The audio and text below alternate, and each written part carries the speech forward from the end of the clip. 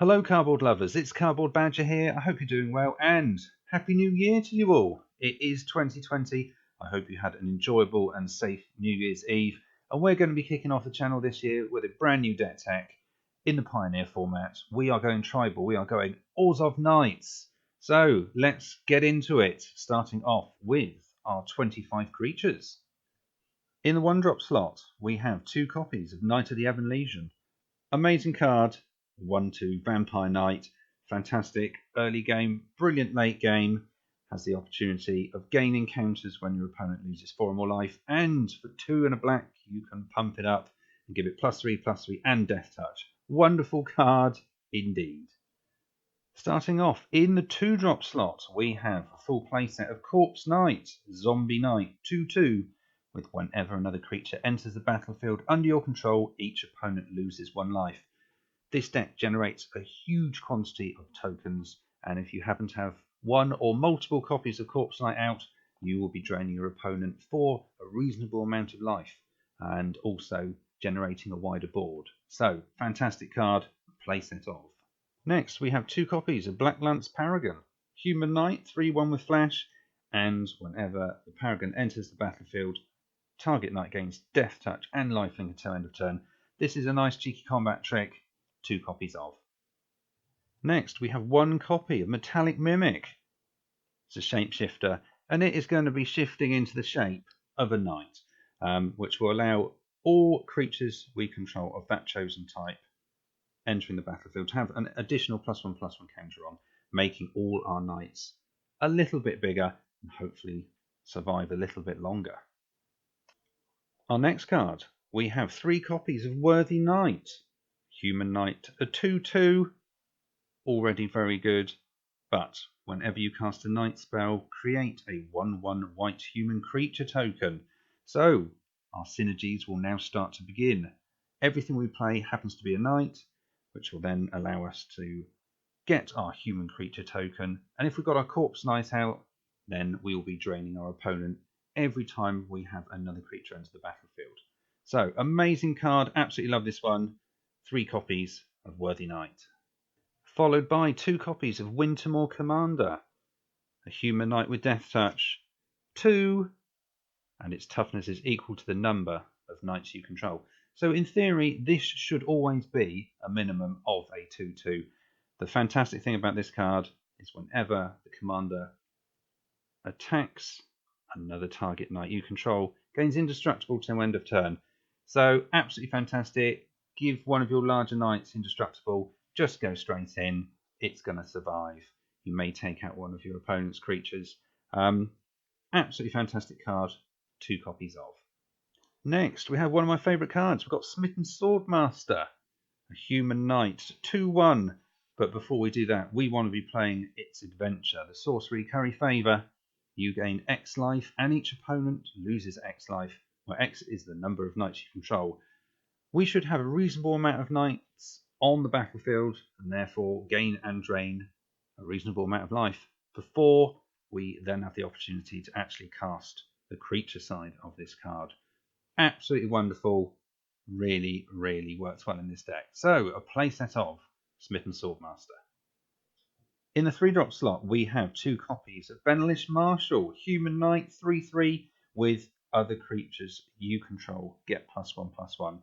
So the Marshal is going to pump our entire board, making all our tokens 2/2s, which is absolutely fantastic. Followed by 2 copies of Acclaimed Contender, a Human Knight, 3/3, already okay, but when the contender enters the battlefield, if you control another knight, look at the top 5 cards of your library. You may reveal a knight or equipment or legendary artifact card from among them and put it into your hand. Put the rest on the bottom of your library in a random order. So we are gaining card draw. We might be able to pick out the thing that we possibly are short of, and we are refilling our hand. So, fantastic card. In the 4-drop slot, we have 1 copy of Ariel Knight of Windgrace. Legendary creature, Human Knight. It's a 4/4 with Vigilance, which is great already. It also has the ability to create 2/2 white knight creature tokens, and they have Vigilance, but the last ability is the one that this card has been amazing for. For a black and tap this, you can tap X untapped knights you control and destroy target creature with power X or less. Absolutely amazing. If this goes unchecked every single turn, or possibly in your opponent's step, you can just start tapping down your knights and killing off one of their creatures before having your turn. A wonderful, wonderful card indeed. One copy of Ariel. And our final creature, 5-drop slot, we have 2 copies of Sir Conrad the Grim, a legendary creature, human knight, 5/4, already pretty good, but whenever another creature dies, or a creature card is put into a graveyard from anywhere other than the battlefield, or a creature card leaves your graveyard, Sir Conrad the Grim deals 1 damage to each opponent. So every time our tokens die, Sir Conrad is going to deal 1 damage. Also, for 1 and a black, each player puts the top card of their library into their graveyard. We can do that multiple times because we don't have to tap it. If we have spare mana on our opponent's turn, we can just spend the 2 mana and we will ping in for an additional damage and obviously put things into their graveyard. So 2 copies of absolutely fantastic card late game. And those are our 25 creatures. Next we have our non-creature spells, starting off with some removal. We have a playset of Fatal Push, which is going to get rid of our smaller creatures, and obviously using the Revolt trigger, destroying anything with a converted mana cost of 4 or less. We also have 1 copy of Harsh Sustenance. Harsh Sustenance deals X damage to target creature or player, and you gain X life, where X is the number of creatures you control. So this is fantastic because you could get in for 10 straight to the face. You could also get rid of their massive flyer that you can't do anything about.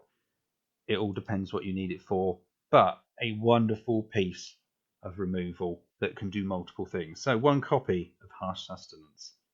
Next, we have 1 copy of Radiant Destiny, an enchantment.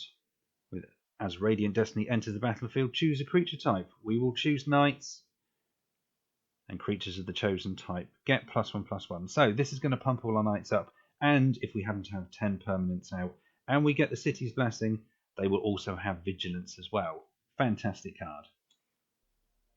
Next we have 2 copies of History of Benaglio, an amazing saga, one of my favourites. And for the first 2 parts of the story, create a 2/2 white knight creature token with Vigilance.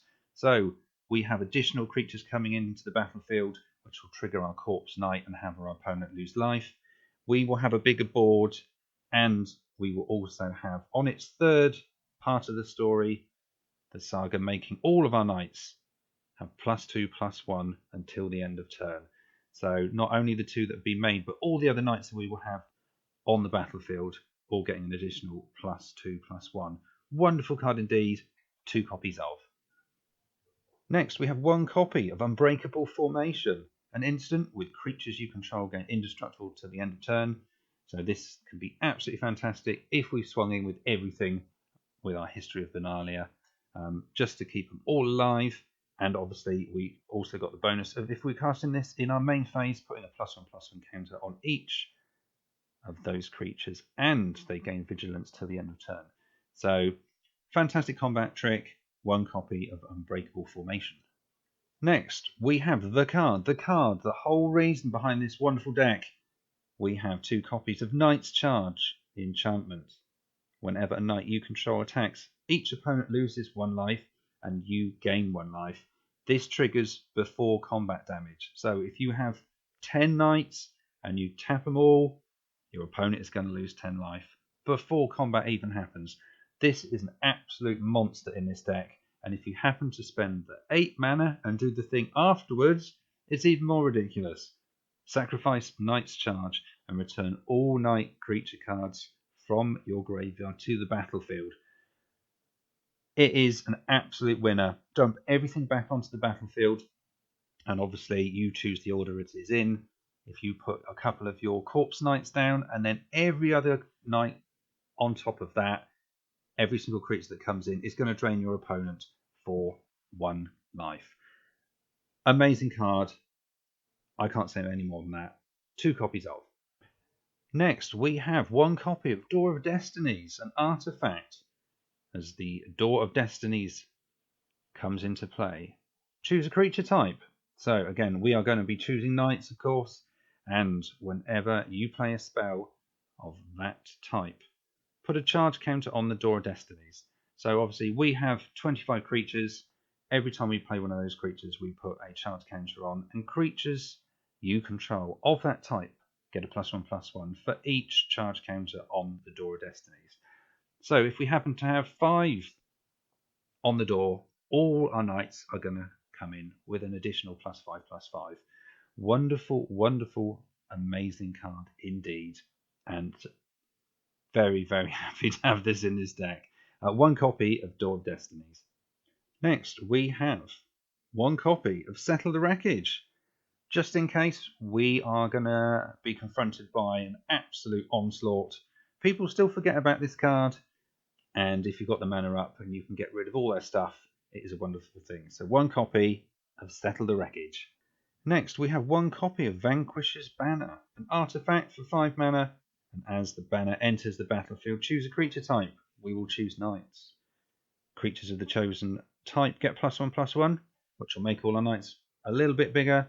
And the most important thing is when you cast a creature spell of the chosen type, draw a card.